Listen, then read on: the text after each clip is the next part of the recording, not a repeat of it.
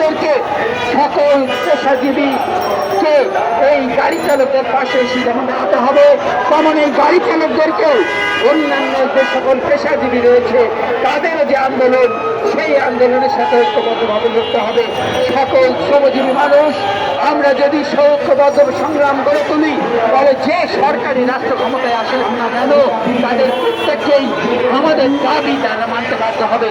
সংগ্রাম বন্ধুরা, ভবিষ্যতে শ্রেণী ভিত্তিক অর্থাৎ শ্রেণী সচেতন সমাজ বিনির্মাণের জন্য আমাদের আন্দোলনকে আমরা এগিয়ে নিয়ে যাব।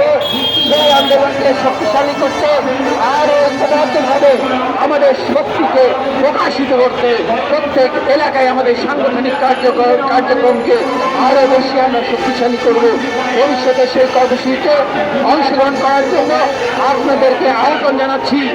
আজকে যারা